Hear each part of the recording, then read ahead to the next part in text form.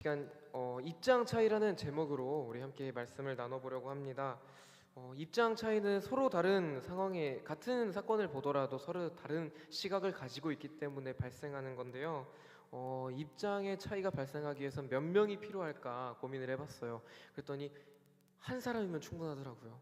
어제 저와 오늘의 나도 입장이 다르고 나조차도 다른데 두 사람이 모이면은 당연히 입장 차이는 발생할 거고, 그 두 사람뿐만이 아니라 집단 대 집단의 차이가 발생하고, 또 이것이 국가 간의 차이로까지 연결이 됩니다. 이 작은 입장의 차이가 어떠한 결과까지 나타내는가? 전쟁을 만들고요, 정말 사람의 생명을 빼앗는 일, 사람을 정말 밑바닥까지 끌어내리는 그러한 상황까지도 이러한 작은 차이 때문에 발생할 수 있다고 생각을 합니다. 그래서 이 자그마한 차이가 굉장히 큰 효과를 불러오는데, 하물며 우리와 하나님 사이에서 발생하는 그 작은 차이, 이 작은 차이는 어떠한 결과를 가지고 올지 오늘 말씀을 통해 나눠보고자 합니다. 이 입장 차이라는 말씀을 나누기 전에 한 이야기를 들리려고 하는데요. 빌립보 교회에 한 편지가 도착합니다. 이 편지는요, 그토록 빌립보 교인들이 걱정했던 바울이 쓴 편지였어요. 이 빌립보 교회와 바울은요, 굉장히 특별한 관계를 가지고 있었습니다. 서로를 굉장히 사랑하고 굉장히 아끼는 그러한 상황이었습니다.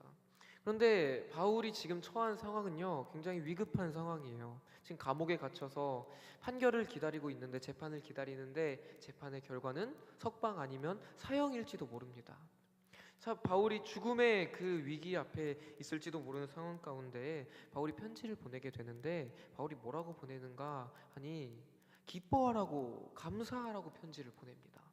이상하죠? 오히려 빌립보 교인들이 바울에게 그럼에도 감사하십시오라고 편지를 쓰는 게 맞는 것 같은데, 오히려 감옥에 있는 바울이 빌립보 교인들에게 감사하라고 말합니다. 무엇을 감사해야 할까요? 빌립보 교회에서 바울이 그 소식을 듣자 어떠한 많은 의견들이 일어났을 것입니다.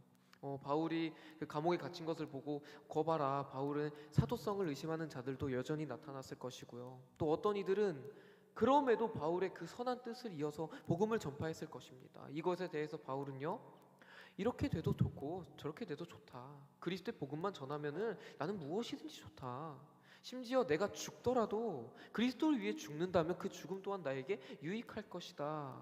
그러니 그 빌립보 교인들이여 감사하십시오, 이렇게 전합니다. 바울이 자기의 생명까지도 그렇게 여기면서 오직 하나님의 복음만을 위하여서 모든 것을 걸고 달려 나아갈 수 있었던 것은요, 저는 바울의 입장과 하나님의 입장이 같았기 때문이라고 생각합니다. 입장이 같다는 건요, 같은 시각을 가지고 있다는 거겠죠. 같은 마음을 품고 같은 꿈을 가졌습니다. 그래서 이 그리스도의 마음을 품는 자, 이것을 오늘 성경 본문에서 뭐라고 말하냐면요, 자기를 부인하고 자기 십자가를 지고 예수님을 따르는 자들이 예수님과 같은 마음을 품는 자들이다, 이렇게 가르치고 있습니다. 이 바울은요, 자기를 부인한 사람이에요. 자기를 버린 사람입니다. 그리고 자기의 십자가를 지고 예수 그리스도를 따른 사람이에요. 이 바울의 삶과 다르게 오늘 이 주인공일 수 있는 베드로는 조금 다른 모습을 보이게 됩니다. 예수님께서 29절에서 제자들에게 이렇게 질문하십니다. 너희는 나를 누구라 하느냐? 그때 베드로가 대답해요. 이르되 주는 그리스도시니이다. 굉장히 단순하고 짧은 대답이죠. 그러나 이 대답은요, 너무나 명확하고 너무나 정확한 고백이기도 했습니다. 베드로의 고백에는요, 자기를 포함해서 온 유대와 이 유대를 구원하시리다, 예수님 당신은 나의 구원자가 되십니다, 이런 고백이었습니다. 그 구원은요, 하나님이 일하심이며 하나님이 일하심을 위해 하나님께서, 그 야훼 하나님께서 특별히 기름 붓는 왕과 선지자와 제사장 같은 그러한 역할을 감당하시는 하나님의 일꾼이십니다, 하나님의 특별한 사명을 가지고 오신 분입니다 라는 고백이었어요. 그런데요, 이 고백 이후에, 그 고백 너머에 있는 베드로의 마음에, 여기서 예수님의 생각과 조금 달랐습니다. 이어서요, 이 베드로의 고백을 들은 예수님이요, 31절에서 그 그리스도가 행해야 될 사역에 대해서 일러주십니다. 인자가 많은 고난을 받고 장로들과 대제사장들과 서기관들에게 버림받아 죽임을 당하고 사흘 만에 살아나야 할 것을 비로소 그들에게 가르치시되. 예수님의 가르침은 굉장히 충격적이었습니다. 예수님이 하셔야만 하는 일은요, 고난을 겪어야 하며 죽으셔야 한다는 겁니다. 또 부활하셔야만 한다, 이렇게 말씀하십니다. 그래서 이사야는요, 이 예수님의 고난에서 이렇게 말씀합니다. 여호와께서 그에게 상함을 받게 하시기를 원하사 질고를 당하게 하셨은즉 그의 영혼을 속건제물로 드리기 이르면 그가 씨를 보게 되며 그의 날은 길 것이요 또 그의 손으로 여호와께서 기뻐하시는 뜻을 성취하리로다. 여호와께서 예수님의 상함을 원하셨습니다. 그래서 예수님이 질고를 당하게 하셨습니다. 그리고 마침내 그가 속건제물이 되었을 때, 예수님이 그 제물이 되었을 때 여호와의 손으로 기뻐하시는 뜻을 성취하시겠다, 이사야 선지자는 이렇게 말을 합니다. 그래서 예수님이 당해야 될 이 고난은요, 예수님의 그 강한 예수님의 말씀은 그 사역 안에 하나님의 절대적인 목적과 하나님의 절대적인 계획하심과 또한 예수님의 절대적인 확신이 있었음을 담습니다. 이 말을 들은 이 베드로는요, 이것을 절대 용납할 수가 없었나 봅니다. 예수님의 메시아 사역은 많은 사람들을 로마로부터 구원해내는 것이 아니라 예수님은 많은 사람들의 죄를 짊어지는 것이 예수님의 사역이었습니다. 그것이 그리스도 메시아 예수 그리스도의 해야 될 일이었습니다. 그러나 아직 제자들에게는 그것이 무엇을 의미하는지, 어떠한 일을 당할지 정확하게 설명해 주진 않으십니다. 앞으로 이후로 예수님께서 점차 보여주실 것입니다. 어쨌든 예수님의 이 가르침에, 예수님의 사역에 대한 가르침은요, 고난에서 끝나지 않고요, 부활까지도 예수님의 사역이 됩니다. 왜냐하면 반드시 살아나셔야 합니다. 예수님의 부활은 최후 승리가 되죠. 그래서 죽음을 이기신 예수님께서 보좌에 앉으사 최후의 심판자가 되실 것입니다.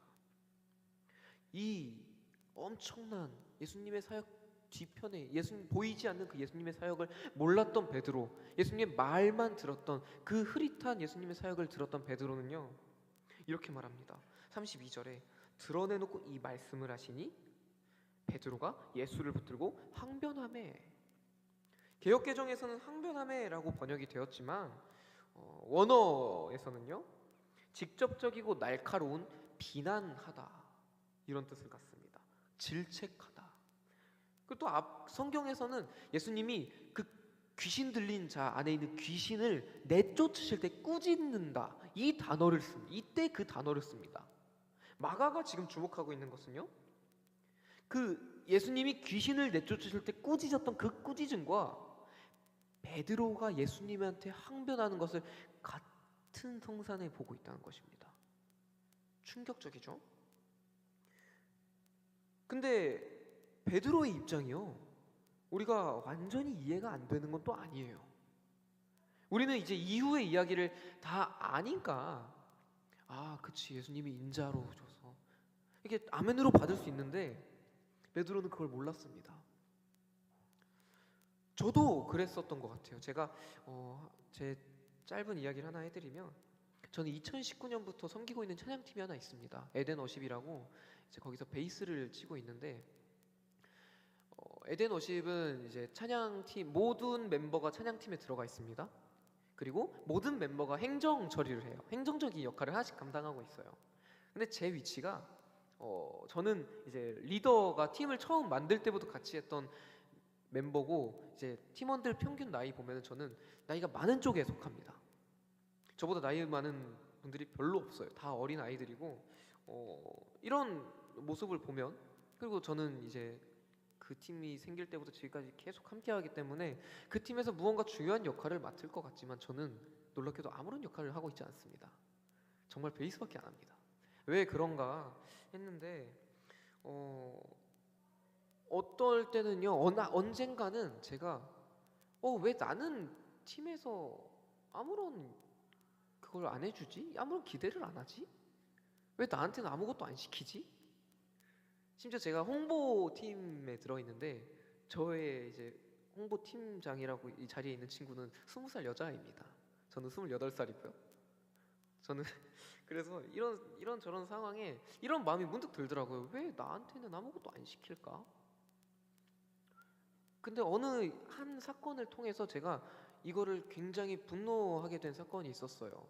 정말 화가 많이 났고 정말 실망을 많이 하고 심지어 내가 이제 이 팀을 그만둬야겠다 라는 마음까지 먹을 정도로 좀 그런 사건이 있었습니다. 물론 이걸 이제 아무한테도 말은 안 하고 이 자리에 처음 말하는 거긴 한데 그때 제 마음에는요 팀의 중심이 되고 싶었나 봐요. 왜냐하면 전 나이도 어느 정도 있고 경력도 어느 정도 쌓였고 팀에서 어느 정도 입지가 있는데 중심축에 들어가고 싶었나 봅니다. 그런데 하나님께서 나중에 깨닫게 하신 바는요 그 찬양팀에서 저에게 주신 자리는 가운데 있지 않더라고요. 가장 바깥쪽에 있었습니다. 가장 사이드에 제가 그 자리였습니다. 무슨 말인가? 아무래도 팀원들 중에 나이 차이도 많고 이제 좀 어울리기 힘든 사람들이 있으면 저는 그 친구들까지도 어우를 수 있는 그 울타리가 되는 것이 하나님이 이 팀에 저한테 원하시는 것이었던 것 같아요. 그래서 저는 지금 묵묵히 그 일을 감당하고 있습니다. 그래서 실질적으로 제가 에덴워십에서 베이스 말고 하는 게 아무것도 없습니다. 그런데 저는 감사해요. 이게 하나님이 저에게 주신 자리거든요. 하나님이 주신 저에게 역할을 부여하셨고 저는 그 역할에 하나님의 시선과 저의 시선을 일치하였을 때 저는 그 일을 기쁘고 감사함으로 감당할 수 있게 되었습니다. 베드로도 그런 마음이었을 것 같아요. 왜 예수님이 그렇게 말씀하시지? 왜 죽어야 된다고 하지? 왜 내가 따르는 예수님이 왜 고난받아야 되지? 왜 버림받아야 되지? 이해가 되지 않았을 겁니다. 실질적으로 그 당시에 메시아가 유대인들에게 배척당한다는 이 사실은요 어떻게 그들의 소망과 양립할 수 없는 명제였기 때문입니다. 그래서 베드로의 이 책망, 예수님을 책망하는 이 말은 예수님이 틀렸다, 내가 맞다 이런 말에 더 가까울 겁니다. 그런데요 베드로의 이 말은요 이 예수님과 메시아를 같이 바라보고 있지만 서로 다른 입장을 취했을 때 그 결과는 이렇게 됐습니다. 베드로는 결론적으로 예수님의 사역을 고난을 거부했고 예수님의 고난을 거부하는 것은요 십자가의 수치를 통해 세상의 악한 세력에서 승리를 거두는 하나님의 태초부터 작정하신 일 그 자체를 거부하는 일이 되었습니다. 이 예수님과의 입장이 다를 때 그 작은 차이였다고 생각했는데 본질적으로 너무 심각한 문제가 발생했습니다. 이런 베드로를요 예수님 그대로 둘 수가 없었어요. 그래서 베드로에게 말씀하십니다. 사탄아 내 뒤로 물러가라. 내가 하나님의 일을 생각하지 아니하고 도리어 사람의 일을 생각하는도다. 단호하게 말씀하십니다. 이 장면을 보고 사극 드라마 중에 한 장면이 생각나더라고요. 왕이랑 신하가 국정을 논하기 위해 회의를 하는 모습이 생각났습니다. 왕이 오래전부터 준비해온 왕이 이 나라를 위해서 준비하고 이제 실행할 때가 되어서 신하들에게 설명을 하는 자리가 있었습니다. 설명을 다 들은 신하 중에 한 명이 앞으로 나와서 왕이시여 그 방법 그 뜻은 좋으나 그 방법은 틀린 것 같습니다. 오히려 제 방법이 맞는 것 같습니다. 이렇게 말하는 듯한 모습을 보였어요. 이런 말하는 장면이 생각이 났습니다. 둘 다 그 신하나 베드로나 예수님을 사랑하는 마음은 왕을 사랑하는 마음, 나라를 위하는 마음은 동일했으나 결국 그 둘은요 왕의 계획을 반대한 것입니다. 왕을 부정한 거예요. 의도하지 않았지만 베드로는 예수님보다 앞서갔습니다. 예수님은 이런 생각의 근원을 사탄이라 말씀하십니다. 사탄이 이제 아담을 처음 시험하게 되었을 때 하나님과 같이 되고자 하는 마음으로 시험을 주었습니다. 그리고 베드로 역시 이런 모습을 보입니다. 하나님의 뜻을 거스르려 하고요 하나님보다 순간이나마 앞섰습니다. 그래서 이것이 사탄에게서 온 것이다. 이것 또한 우리의 보편적인 모습이기도 합니다. 이 마음은 결코 하나님에게서 온 것이 아니죠. 그래서 예수님은 베드로에게, 그리고 하나님보다 앞서는 자에게 이렇게 말씀하십니다. 돌아가라. 내 자리로 돌아가라. 어떤 자리일까요? 제자의 자리입니다. 예수님을 따르는 자들의 자리죠. 34절입니다. 무리와 제자들을 불러 이르시되 누구든지 나를 따라오려거든 자기를 부인하고 자기 십자가를 지고 나를 따를 것이니라. 우리가 해야 될 일은요, 나를 위한 관심에서 오직 하나님을 향한 관심으로 바꾸는 것입니다. 나를 부정하는 것은요, 하나님께 순종하게 기꺼이 나를 아니라고 말할 수 있는 그러한 자세를 말하는 것입니다. 모든 기준과 모든 삶을 세우려는 그 모든 시도를 근본적으로 거부하는 행위가 나를 부인하는 일입니다. 이 요구는요, 제자들에게만 요구되는 것이 아니었어요. 예수님을 구주로 인정하고 예수님을 따르는 모든 자들에게, 우리들에게 동일하게 요구되는 것입니다. 우리는요, 예수님의 그 고난을 멀리서 지켜보는 자들이 아니에요. 우리는 그 고난에 기꺼이 참여해야 되고요, 기꺼이 참여함으로 예수님을 이해하고 또 그 고난의 필요성을 알게 됩니다. 그리고 비로소 결국 그 시간을 통해 우리의 믿음이 자라게 될 것입니다. 예수님을 따르기 위해서요, 자격이 필요했던 게 아니었어요. 예수님의 그 사역을 온전히 이해하지 못했다는 점에서 무리들이나 제자들이나 별로 다르지 않았습니다. 그러나 결정적으로 그들을 구분하는 기준은 훗날 예수님께 온전히 헌신하고 순종하는가 순종하지 못하는가에 나타날 것입니다. 그래서 이 말씀을 가지고 저에게도 했던 질문입니다. 그리고 이 시간 우리 성도님에게 동일하게 질문해 보고 싶습니다. 우리는 하나님을 설득하는 기도를 하고 있는가? 하나님의 말씀을 듣기 위한 기도를 하고 있는가? 정말 진지하게 고민해야 될 문제입니다. 앞으로 2025년을 준비하는 과정 가운데 결정해야 할 사항들이 너무나 많습니다. 그래서 이 시기에 기도가 더욱더 필요합니다. 정말 우리 다음 세대 아이들을 위해서도 기도가 너무 필요합니다. 우리 다음 세대 아이들을 위해서 무엇을 해야 될까 고민하는데 아무리 방법이 많고 아무리 할 수 있는 일이 많아도 먼저 구해야 될 것은 하나님의 뜻을 구해야 되는 것입니다. 우리가 하고 싶은 일은 우리가 해왔던 일대로, 우리가 생각하는 대로, 하나님, 우리가 생각하기 이 일이 맞는 것 같습니다 가 아니라, 하나님, 우리 뭐 해야 되죠? 우리 무엇을 해야 되죠? 나를 부인하고 예수님의 말씀을 듣는 그 기도의 자리가 필요할 것입니다. 그래서 우리가 2024년 남은 이 하반기를 기도의 자리로 채웠으면 좋겠습니다. 내가 하나님을 설득하는 자리가 아니라 온전히 하나님의 말씀을 듣는 자리로 끝까지 기도의 자리를 지켜나간 우리 사랑하는 동산교회가 되기를 주님의 이름으로 축복합니다. 기도하시겠습니다. 하나님 아버지, 우리가 하나님을 사랑합니다. 하나님의 나라를 확장시키기 위하여 우리가 열심히 헌신하고 봉사합니다. 우리가 자기를 부인하고 자기의 십자가를 따르는 예수님의 그 제자가 되기를 원합니다. 그러나 우리는 연약합니다. 우리는 의도하지 않고서도 하나님의 뜻을 가릴 때가 너무 많습니다. 하나님을 설득하고자 하는 모습을 너무 많이 보입니다. 주님, 우리의 마음을 돌이키시고 우리를 하나님의 뜻을 구하는 기도자로서 주님 인도하여 주시옵소서. 우리에게 하나님 말씀하신 대로 순종할 수 있는 순종의 능력을 허락하여 주시고 우리가 사람의 일이 아니라 하나님의 일을 바라보게 하여 주시옵소서.